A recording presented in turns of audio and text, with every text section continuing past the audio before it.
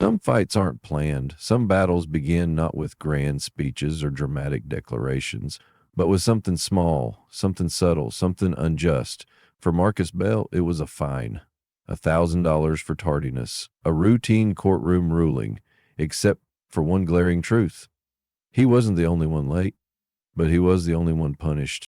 At first glance, it was just another morning in municipal court, but beneath the surface, it was something more.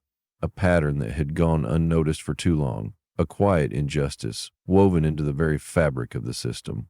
Most people would have paid the fine, moved on, forgotten. Marcus Bell, he chose a different path, and what started as one morning, one ruling, one moment, became the spark that set everything in motion.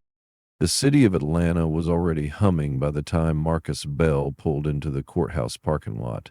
8:36 a.m. The sun cut through the skyline in golden streaks, but Marcus felt none of its warmth. He sat for a moment in his car, fingers tight on the steering wheel, jaw clenched just enough to make his temple throb. He hated being late. As a civil rights attorney with nearly 15 years under his belt, Marcus had built his entire reputation on precision, discipline, and a quiet but unwavering sense of duty. But this morning had other plans. It was supposed to be simple, a quick stop at municipal court to dispute a property tax error on his late mother's house, the one in Vine City where he'd grown up eating grits and gospel, where his mother raised him alone, 3 jobs and 2 Bibles on the nightstand. The city had slapped on a 40% hike without explanation, and Marcus came with the proof. Historical tax records, certified letters, appraisal report, everything. But just as he was leaving his office that morning, an emergency call came in from the DOJ's trafficking task force. One of his underage witnesses had gone missing. Marcus couldn't ignore it. For the next 30 minutes, he was on a secure line, coordinating a response, heart pounding, mind racing. He left straight from there. No breakfast, tie crooked, adrenaline still coursing through his system. He wasn't a stranger to tight mornings, but something about today felt loaded, the kind of feeling that whispered, not shouted, that this day was going to leave a mark. He stepped out of the car, briefcase in one hand, phone in the other. A text from his legal assistant popped up. Heads up, Judge Patterson's bench. Rumor is he hates latecomers, and he notices who's who. Marcus stared at the message for a second too long. Not because he was afraid, but because it echoed something he'd learned growing up in a system that didn't always give black men like him the benefit of the doubt. Your margin for error is microscopic, and sometimes non-existent. Still, he shook it off. Facts were his weapon, and today he came fully armed. The courthouse was already buzzing when he stepped inside. Low murmurs, old carpet, the bitter scent of burned coffee lingering in the air. Unlike the federal courtrooms he was used to, marble, marble, everywhere, this place felt worn, tired. People sat in stiff rows, some clinging to paperwork, others just clinging to hope. 8:50 a.m., 10 minutes to spare. He found the right hallway, eyes scanning for courtroom 3C. Judge Allen Patterson, the brass plate read. The name alone pulled a few memories forward. Nothing concrete, just murmurs from colleagues. Too strict, cold, doesn't tolerate excuses, definitely doesn't like being questioned, and definitely not by certain types of people. Marcus adjusted his tie, straightened his back, and walked in. The courtroom was already half full. A man in a hoodie sat hunched in the corner, head down. A young woman scrolled on her phone near the front. No one looked particularly nervous, but Marcus felt the weight of unseen eyes. He slid into the second row from the back and pulled out his folder. Pages crisp, tabs perfectly aligned, no room for failure. At 9:01, the courtroom rose, and Judge Patterson entered. He looked like he'd been carved out of cold concrete. Sharp nose, steel gray hair, and eyes that didn't blink often.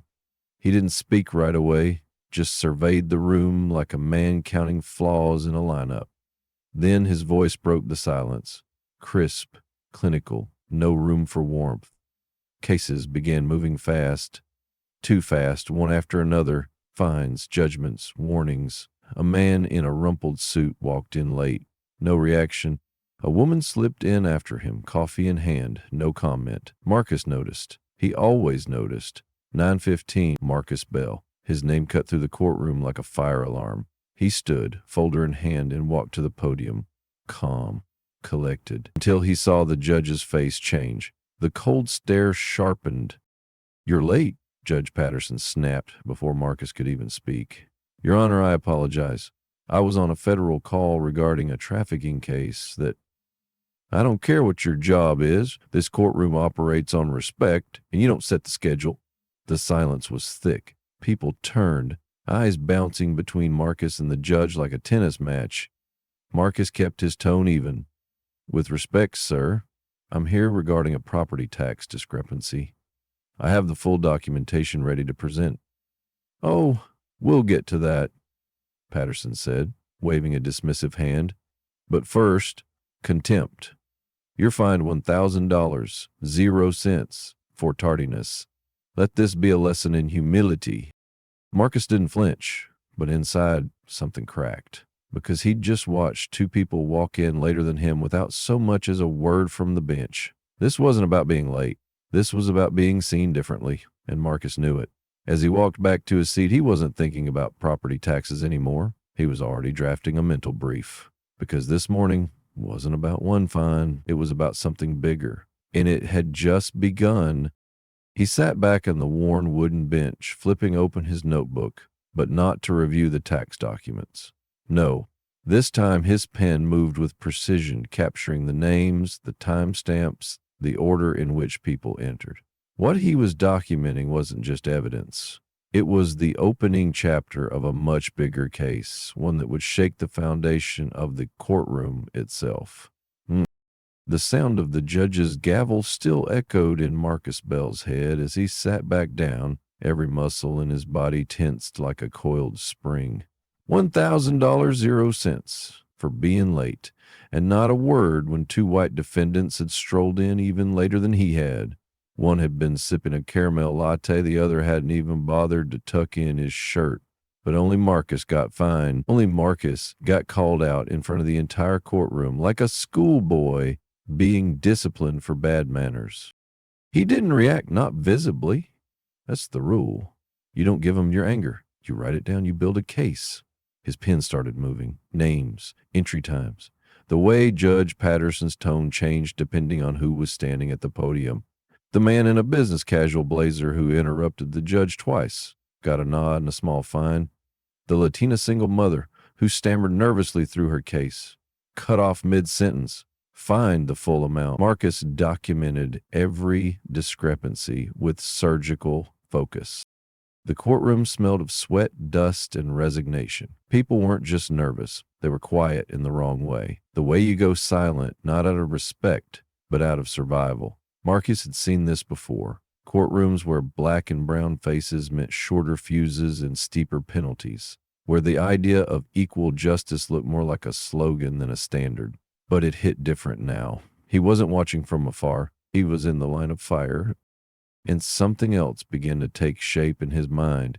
This wasn't just prejudice. This was policy in disguise. A judge like Patterson didn't have to say anything racist. He didn't have to raise his voice or slam a gavel. All he had to do was nothing. Nothing when white defendants broke protocol. Nothing when privileged people got away with sloppiness. Nothing when their mistakes were forgiven with a wink. And everything when Marcus made a single misstep. In law school, they told you justice was blind. In real life, Marcus knew. Justice wasn't blind. It was just very selective about where it looked. He glanced up and caught a moment. The clerk, middle-aged, worn expression, hair pulled back tight, paused while typing, eyes flicking up at the judge, then at Marcus. A flicker of discomfort crossed her face. She didn't say anything, but she didn't need to. Other people had seen it too. Behind him, a young black man in a hoodie leaned forward slightly, like he was watching a movie he'd seen before but still couldn't believe. 2 rows ahead, an older woman clutched her purse tightly, her expression unreadable, but her eyes stayed on Marcus. The silence in the courtroom wasn't just from fear. It was the silence of people holding their breath. Then came the twist. The judge called the next case, a white man in his 30s ticketed for aggressive driving near a school zone. Marcus watched as the man approached the bench casually, one hand in his pocket, the other holding his phone. Late, unapologetic. Judge Patterson glanced up. "Mr. Denning," he said, voice notably softer. "Running late this morning." The man laughed. "Traffic on 85. You know how it is." The judge chuckled lightly. "Don't I?" The fine? "Reduced to $100 0 cents with a verbal warning. Next time, leave 10 minutes earlier," the judge said, almost playfully. Marcus didn't move, didn't even blink, but something inside him crystallized. It wasn't just a hunch now. It was a pattern, a measurable, documentable legal pattern. And that meant one thing: it could be investigated, challenged, exposed. The lesson wasn't new, but it stung more when you lived it. Injustice doesn't always wear a hood. Sometimes it wears a robe and smiles while it strikes. And the most dangerous kind? The kind that operates under the illusion of fairness. He turned a page in his notebook and wrote in all caps, "Equal justice shouldn't depend on who you are." Just then, someone behind him whispered, "They always do this to us." He didn't look back. He didn't need to. The voice wasn't angry. It was tired. The judge's voice droned on in the background. More cases, more sentences. But Marcus wasn't listening to the proceedings anymore. He was listening to the silence between them. The silence of people who had grown used to being on the losing end of decisions made by people who didn't know them, didn't see them, and didn't want to. He looked down at the folder he'd brought in, neatly tabbed, perfectly organized. All of it suddenly felt smaller than it had that morning, because this case wasn't about his mother's house anymore. This was about every house, every person, every courtroom where silence had become a sentence and disparity had become standard. He closed the folder slowly. He hadn't planned for a fight today, but the fight had found him. When the court adjourned, Marcus didn't leave. He sat, waited, watched. As the room emptied, the judge retreated, the clerk packed up. Then he rose, not just as an attorney, but as something else. He walked back to the front of that courtroom with a purpose he hadn't felt in years. And when he reached the bench again, he didn't come with paperwork. He came with truth. And the badge that proved he wasn't just another defendant. He was the system's worst nightmare, a man who knew the law and wasn't afraid to hold it accountable. The courtroom was nearly empty now. The chairs creaked as the last few attendees shuffled out, some mumbling about fines, others too tired or too numb to say anything at all. The buzz of conversation faded, replaced by the faint click of the clerk's keyboard and the soft scraping of the judge flipping through paperwork at the bench. But Marcus Bell didn't move. He sat there, still as stone, staring at the front of the room, not at the judge exactly, but at what the judge represented. Authority without accountability, power without reflection. It would have been so easy to leave, shake it off, pay the fine, walk out head held high, and tell himself he had bigger battles to fight. But that would have meant pretending today never happened, that the bias wasn't real, that it didn't matter. And that wasn't an option, not anymore. He stood, straightened his jacket, and walked back down the aisle, this time not as a man defending his taxes, but as a man defending something far more valuable. As he approached the bench, the court clerk, Mrs. Langston, looked up. Her fingers paused mid-keystroke. There was something in her eyes. Recognition, maybe even worry. She sensed what was coming before it arrived. Judge Patterson barely glanced up. "Court's adjourned, Mr. Bell. If you have further business, you'll need to schedule it with the clerk." Marcus didn't flinch. He reached into his inner jacket pocket, pulled out a leather badge wallet, and flipped it open. The gold emblem of the U.S. Department of Justice caught the light. "My name is Marcus Bell," he said calmly, voice even but unmistakably firm. "U.S. Attorney, Civil Rights Division, Southeast District. I've prosecuted federal cases for over a decade. Human trafficking, public corruption, and systemic discrimination." The judge's eyes rose fast. His hands froze over the stack of papers. The room, though sparse, suddenly felt like it was holding its breath. "I was late this morning," Marcus continued, "because one of my trafficking witnesses, a 17-year-old girl, went off-grid. I spent the better part of the hour coordinating a federal response to make sure she doesn't vanish into a nightmare. And for that, I was fined $1,000 0 cents, and reprimanded like a child. He paused, let the silence stretch. But this isn't about the fine. It's about what I saw in this courtroom today. The judge opened his mouth, but Marcus beat him to it. I've already begun documenting multiple instances of procedural inconsistency, including differential treatment of late arrivals, excessive fines, and clear patterns along racial lines. As a federal officer of the court, I'm obligated to report potential bias and discrimination. That includes what happens in this courtroom. For a second, just a second, something flickered in Judge Patterson's expression. It wasn't fear, not quite, but it was close. A man who'd ruled his bench like a kingdom now faced something he hadn't expected. Someone who not only saw the cracks in the walls, but had the power to bring them down. Mr. Bell, the judge said more slowly now, if you have concerns about judicial procedure, there are formal channels. I'm aware of them, Marcus said, voice like polished steel, and I've already initiated the first steps. This isn't personal, Your Honor, but justice, true justice, doesn't get to hide behind routine, and I believe what I witnessed here today deserves more than routine scrutiny. The clerk stopped typing entirely. Even the janitor standing by the rear door froze, mop in hand. Marcus closed his badge wallet and placed it deliberately on the podium. You see, Judge, he said, the courtroom may be yours, but the justice system, that belongs to the people. Patterson sat back in his chair.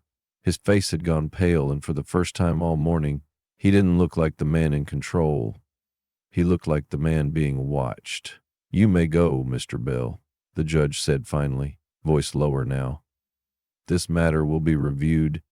Marcus nodded, picked up his badge, no flourish, no smugness, just a quiet fire in his eyes that said, this isn't over. As he turned and walked back up the aisle, he could feel every pair of eyes on him, not just watching, hoping.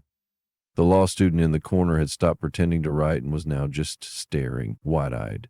The older man in the third row nodded once, slow and heavy. Even Mrs. Langston, behind the clerk's desk, offered a near imperceptible shift in posture, like someone realizing they might no longer have to keep their head down. Marcus stepped into the hallway, took a breath, and pulled out his phone. His fingers moved fast, opening a new email draft, CCing his supervisor at the DOJ. Formal observation of discriminatory practices at Manor Municipal Court, Division 3C. This was no longer about one courtroom. This was about all the rooms like it, the ones that looked official but operated on unwritten rules, the ones that said justice over the door but delivered punishment along color lines, the ones where silence had reigned for too long. Marcus wasn't angry. By the time he hit send, the ripple had already begun. What he didn't know, what none of them knew, was that someone else in that courtroom had been recording a 57-second clip. His voice, his badge. The moment the judge's jaw tightened, that clip would be online in less than an hour, and by nightfall, the whispers would become a roar that could no longer be ignored. It started with a whisper, or more precisely a ping. Somewhere between the parking garage and the interstate, Marcus Bell's phone buzzed with a notification he didn't recognize. A student had tagged him, no, not him personally, but the moment. A 57-second video. Grainy, shaky, but powerful.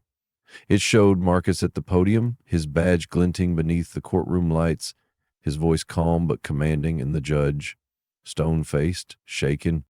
The caption read, "This is what speaking truth to power looks like. Atlanta, we've got a problem." By the time Marcus reached his office, the post had over 30,000 views. By nightfall, it had crossed 300,000, and by the next morning, the whisper had become a storm. Hashtags were trending: justice for all, courtroom bias, Bell reigns truth.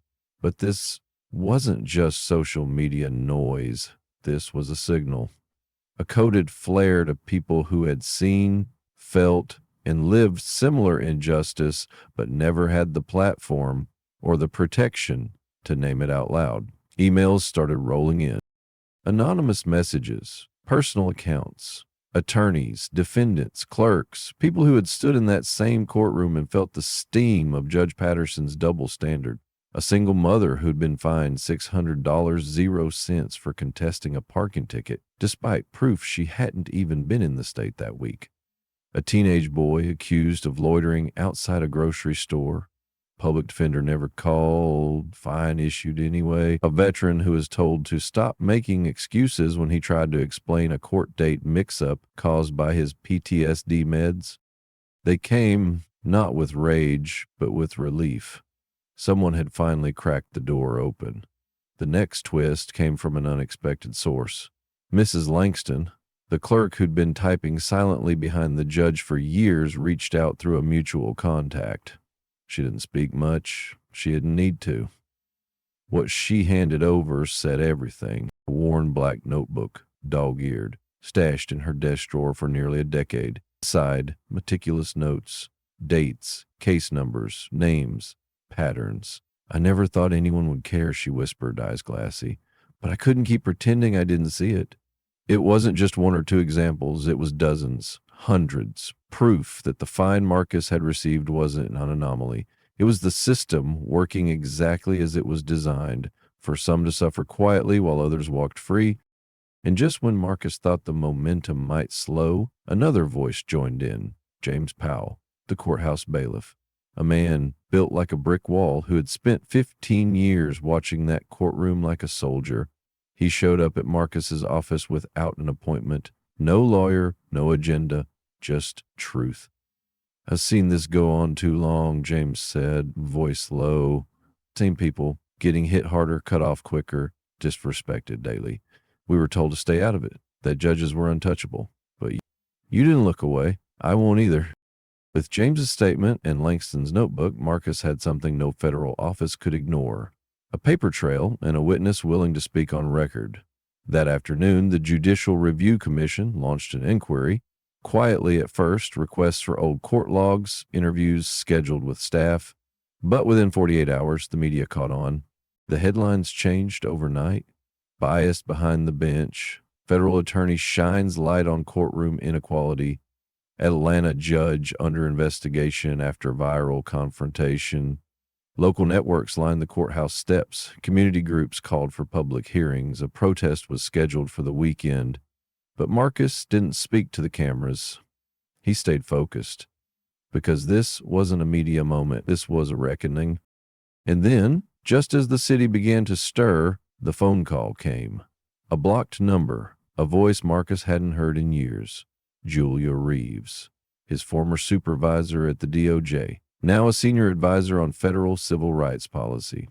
"Marcus," she said, skipping pleasantries, "I've read the reports, I've seen the video, and if even half of this is true, it's not just Patterson who has a problem, it's the entire system."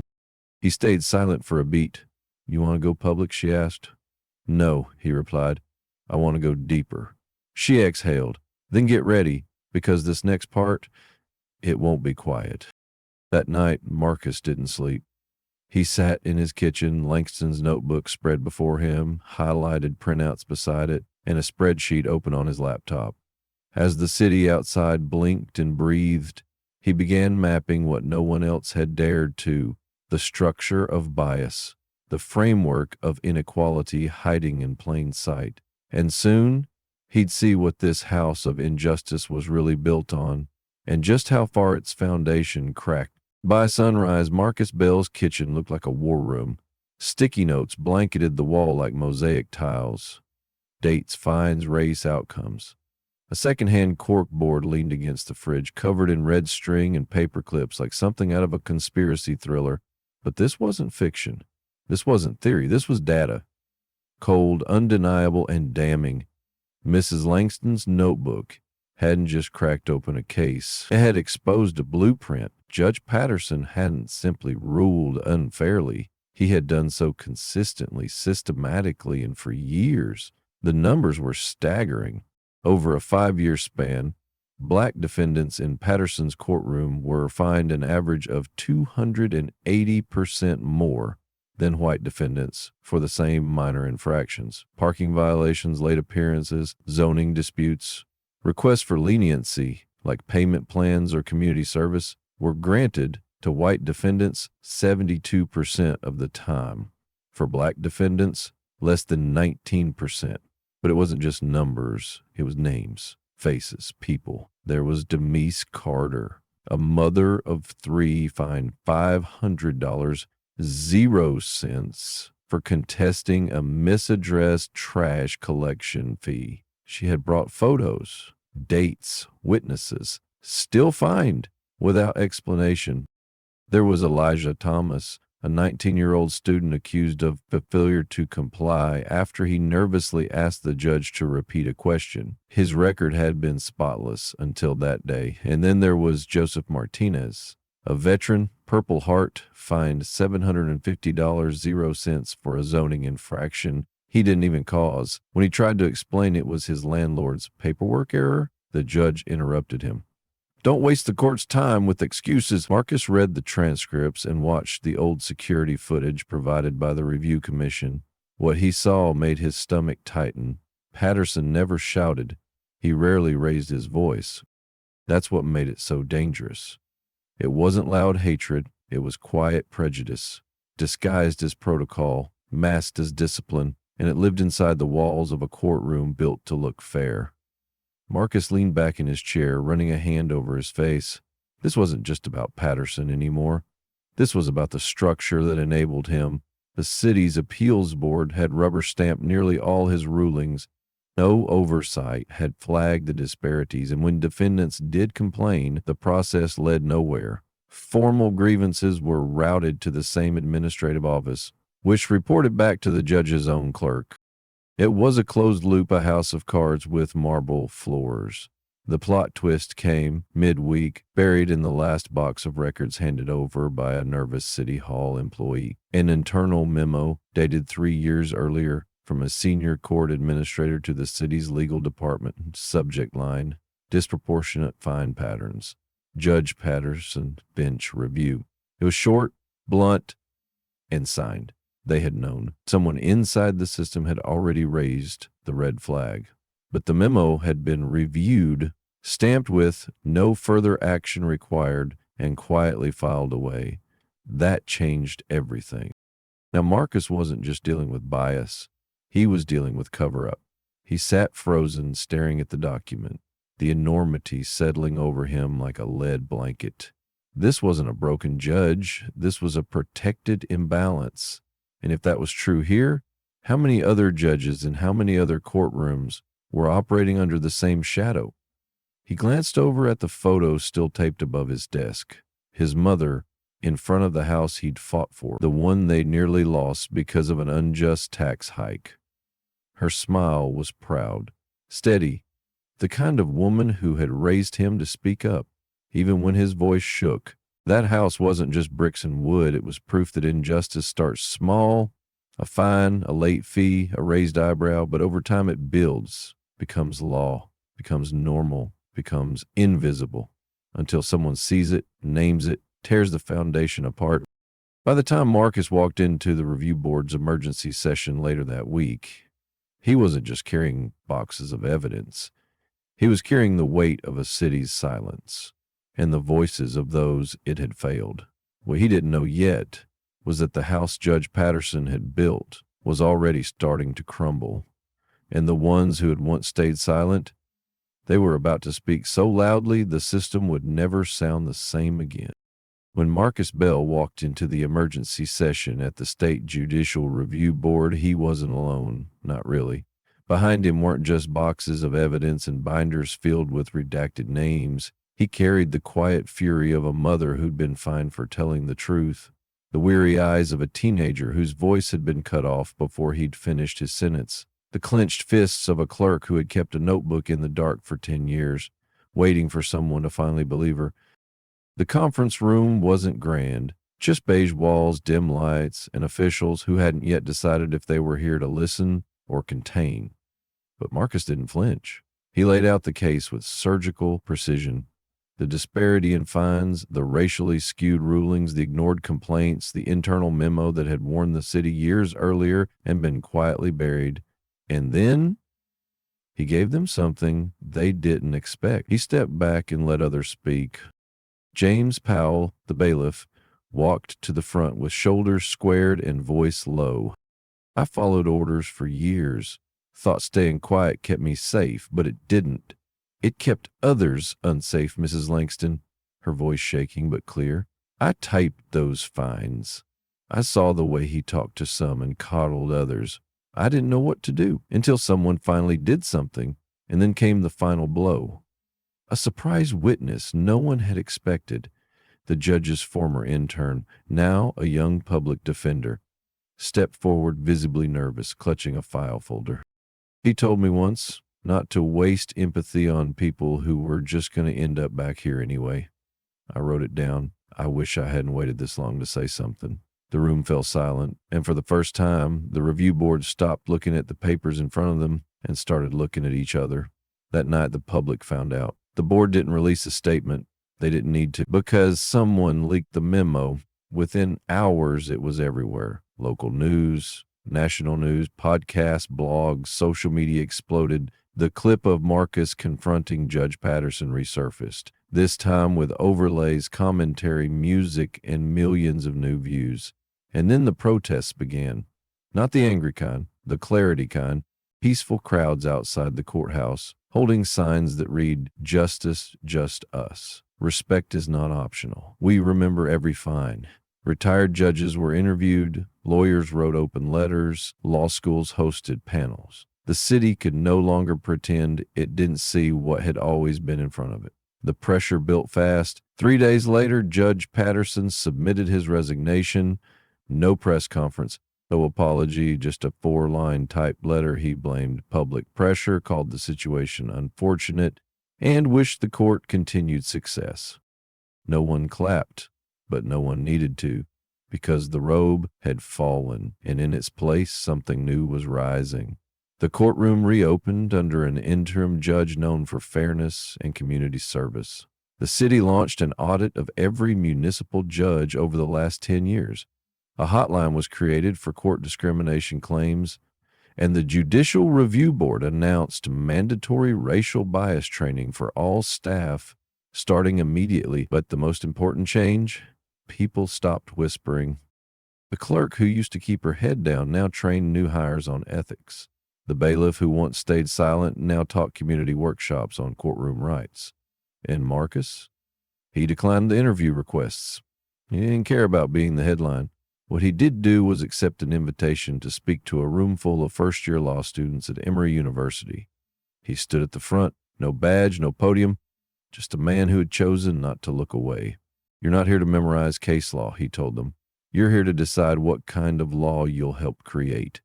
Justice isn't automatic. It's not mechanical. It's personal.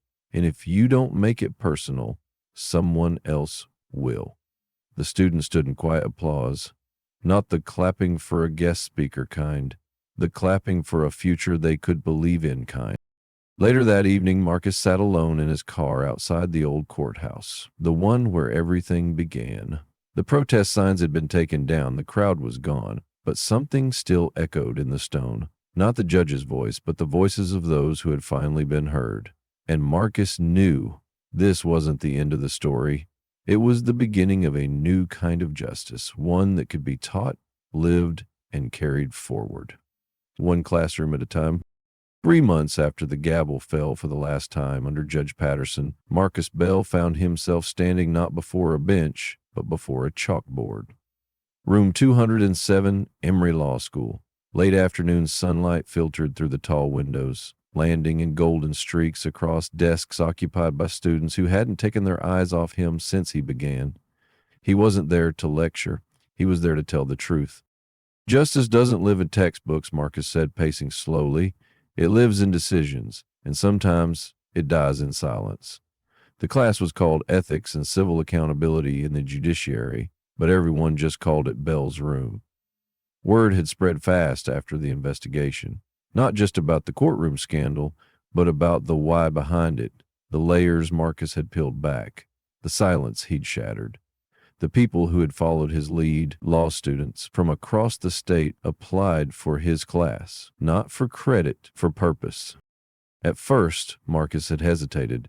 He wasn't a professor. He was a federal prosecutor, still knee-deep in corruption cases and civil rights violations. He still worked late nights, still carried the weight of names he couldn't forget. But then he thought about what mattered most, building a system that didn't just punish wrong, but prevented it. And to do that, you had to start at the roots. Every Thursday, the classroom filled with voices that challenged each other, dug into precedent, dissected power. Marcus didn't want perfect answers. He wanted honest questions. Why did the clerk stay silent so long? Why didn't anyone appeal sooner? What if Marcus hadn't had a badge? Would he have been heard at all? Week after week, the conversations got deeper. One day, a student lingered after class. Young, black, sharp-eyed. She held a notebook thick with annotations and sticky notes. "Professor Bell," she asked quietly, "what do you think is the most important thing we can do to make the system better?" Marcus didn't answer right away. He looked out the window, watched a leaf fall from the oak tree outside, spiraling down slowly, silently. Then he turned back to her.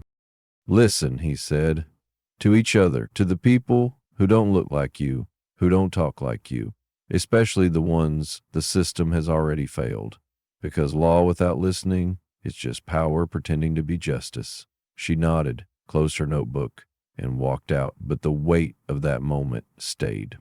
It reminded him why this mattered. Because the courtroom might be where justice is pronounced, but the classroom is where it's planted, and the most unexpected twist, the ripple was bigger than he knew. Students from his class started a civil rights legal clinic named in part after him. They offered free legal support to marginalized communities, reviewed past cases, and taught courtroom navigation workshops at local high schools. James Powell, the former bailiff, now led training sessions for court officers across the state, teaching not just how to keep order, but how to spot bias before it bled into rulings. Mrs. Langston had been promoted. She ran an internal ethics program for clerks, insisting every new hire read her old notebook. She called it "The Things I Should Have Said Sooner." And across the country, stories started surfacing. In Alabama, Missouri, Pennsylvania, small courtrooms, same patterns. Only now, people had language, tools, precedent. Marcus didn't take credit. He didn't want it. But late one night, after another long class, he walked back to his office and noticed something new hanging on the wall. A gift from the students, framed behind glass, a copy of his municipal fine receipt, $1,000, 0 cents, and a note beneath it handwritten in black ink. This wasn't a penalty. It was the down payment on change. Marcus stared at that frame for a long time, not because he felt proud, but because he finally understood. Justice isn't about winning a case. It's about making sure someone else never has to fight that same battle alone. And as he prepared to speak at the opening of the new Judicial Ethics Center that weekend, he knew exactly what message he would leave them with. These steps leading up to the newly renamed Judicial Integrity Center were polished, sunlit, and lined with people who had never imagined they'd be part of something like this.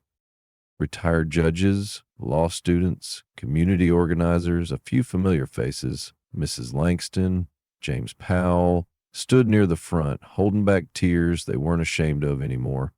And in the middle of it all, standing behind a podium carved from reclaimed wood taken from the old municipal courthouse, was Marcus Bell. He looked out at the crowd and exhaled. He wasn't wearing a badge. He wasn't carrying a briefcase. Just his voice. And that was enough. 342, he began. That's how many people we've confirmed were overcharged, dismissed, or disrespected in a courtroom that was supposed to serve them. But today isn't about numbers. It's about names, stories, lives. A hush fell over the crowd. Justice isn't just a verdict, he continued. It's a process. It's the small moments no one sees. The clerk who hesitates, the judge who overlooks, the defendant who stays silent because speaking might cost more than staying quiet. And most importantly, it's about what happens when someone finally speaks anyway. He paused, then leaned in slightly. For the day, I didn't go to court to start a movement. I just wanted to fix a tax error, but when I was fined unfairly, something inside me snapped. Not in anger, in clarity, because I realized I wasn't alone, and I never had been. The audience was still, silent. Some cried, some nodded, some just stared at him like they were seeing justice for the first time with their own eyes. We talk a lot about justice being blind, but truth is, it's never been blind. It's been trained to look away. Now, we teach it to see. The applause started quietly. Then it spread, a standing ovation, not because of grandeur, but because of truth, because someone had finally named the thing they'd all felt and offered something more powerful than blame: hope. After the ceremony, Marcus didn't stick around for photos. He slipped into the back hallway of the center where the newly installed exhibit told the full story. From courtroom notes to social media screenshots to the framed fine that had started it all. In the corner sat a guest book. He flipped through its pages. Messages from people who had never been to law school, who had never held power, who had spent their whole lives thinking the system wasn't built for them. One note stopped him. Written in careful handwriting by a teenager named Tasha. I used to think courtrooms were where people like me lost. Now I think maybe they're where we begin. Marcus closed the book gently. That was the real verdict. Not from a judge, not from a board, but from the people. The ones who had finally seen that justice could wear their face. That evening, as he walked back to his car, the sun dipped low behind the skyline. The city looked different. Not fixed, but awake. Not perfect, but possible. And on the dashboard, tucked under the windshield wiper, was a folded piece of paper. No name. Just a short sentence: because you stood up, I'm not afraid to anymore. Marcus smiled, quietly, to himself, and slipped the note into his coat pocket. He didn't need a courtroom to keep fighting. The courtroom was everywhere now, in classrooms, in conversations, in every story finally being told. And that was the final verdict. Change had begun. And not just here. One man stood up, others followed, and justice was finally moving forward. It wasn't perfect, it never would be, but today it was better than yesterday. And tomorrow it would be better still.